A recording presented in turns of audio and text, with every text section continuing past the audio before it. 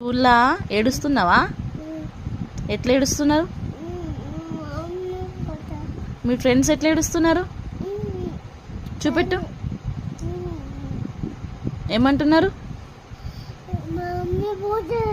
Mummy పోతా అంటున్నారా? మరి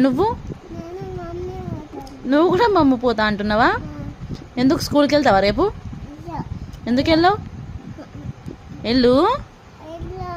ఎందుకు వెళ్ళావు? ఏమంటున్నావు?